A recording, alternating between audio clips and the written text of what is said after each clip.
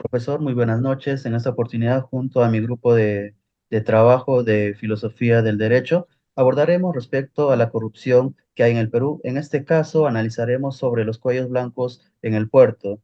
Los integrantes de mi grupo son Silvia, Luzbeli, Raquel, Rosa y mi persona. ¿Quiénes son los cuellos blancos del puerto? Son operadores o eran operadores clandestinos, ¿no? Que operaban, disculpa la redundancia, operaban junto a jueces y fiscales, empresarios y políticos que operaban dentro del sistema de justicia de nuestro país. Y en la actualidad vemos, ¿no? Que algunos de ellos siguen en investigación y otros se han fugado o están no habidos. Bien, a través del sistema o a través de este caso analizaremos las diversas perspectivas desde el punto de vista filosófico y jurídico. Para ello daremos a conocer los pensamientos de Sócrates, Platón, Aristóteles, quienes con sus aportes podremos examinar el caso de los cuellos blancos, la cual ha llegado a las esferas del poder del primer nivel en nuestro país. Pero no solo hablaremos de los pensamientos de estos filósofos, sino también hablaremos sobre las visiones modernas del Estado y su relación con la corrupción, tal como fueron mencionados en su momento por Hobbes, Locke y Rousseau en sus teorías contractuales. Y culminaremos con el pensamiento de Kant, quien ha influido mucho en nuestro sistema político desde los años 30, quien desde ahí nos ha interpelado, nos ha inculcado a actuar no solo conforme a la ley, sino desde el deber moral más riguroso. Bien, a continuación, daré pase a mi colega para que nos dé a conocer un poco más sobre este tema. Análisis del caso propuesto. El caso de los cuellos blancos del puerto ocurrió en el 2010. Esta red clandestina de corrupción se infiltró en las altas esferas del poder judicial y político de nuestro país. Su operación se basaba en la manipulación y nombramiento y decisiones judiciales a favor de sus intereses. Los actores involucrados, entre ellos se encontraban los jueces supremos y superiores, abogados influyentes, políticos de alto nivel y funcionarios del Consejo Nacional de la Magistratura. Formaron una red de influencia que desvirtuaba la independencia y la integridad del Poder Judicial. Los delitos cometidos por los cuellos blancos del puerto era el tráfico de influencia, que consistía en la organización manipulaba la designación de jueces y fiscales a su favor. El abuso de autoridad al utilizar sus posiciones de poder para influir en decisiones judiciales. Los implicados cometieron abusos de autoridad que perjudicaron la imparcialidad del sistema judicial, la falsificación de documentos y uso indebido de información privilegiada.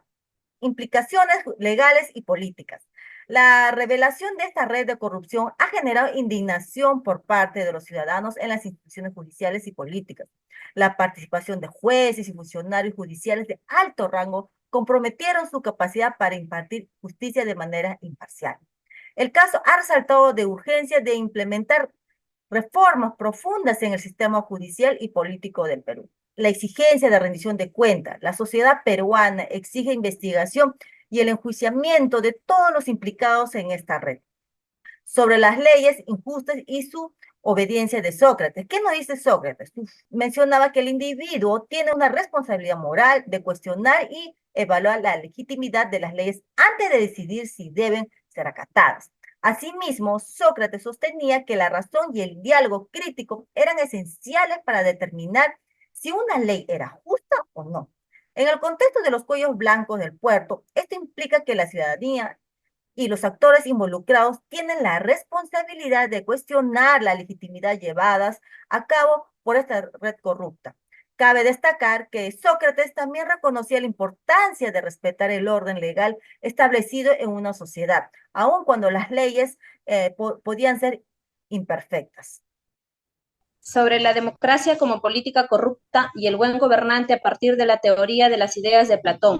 Según Platón, argumentó que la democracia podía ser propensa a la corrupción debido a la naturaleza cambiante y falible de la opinión pública. En este sentido, Platón aborda la corrupción como una desviación de la justicia y el orden social, y es lo que ha ocasionado el caso de los cuellos blancos del puerto, pues se ha perdido ya la confianza en el sistema judicial, causando así la frustración en el pueblo peruano.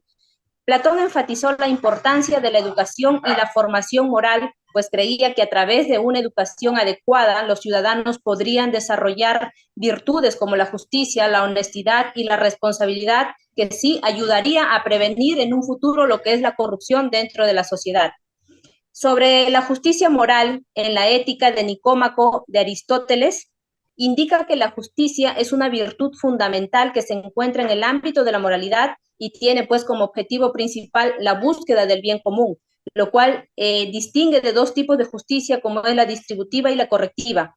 En el contexto del caso que estamos tratando, que es los cuellos blancos del puerto en el Perú, que fue una red de corrupción que se infiltró en el sistema judicial y político, el cual buscaba los intereses personales muy lejos del concepto que tenía Aristóteles, que era el bien común, dejaron en evidencia una grave violación en ambos tipos de la justicia que plantea Aristóteles.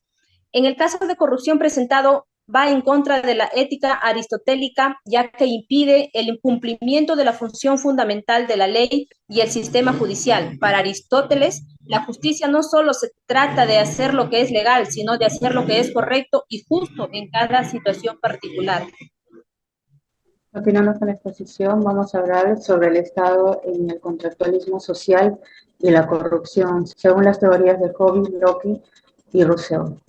Bien, para Hobby, el estado natural del ser humano es uno de competencia y conflicto constante, donde todos luchan por su propia supervivencia e intereses propios.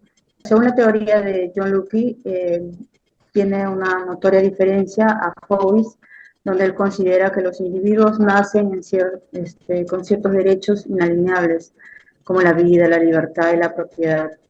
El contrato social, en su perspectiva, surge para proteger estos derechos naturales y establecer un gobierno limitado que sirva a los intereses de la sociedad.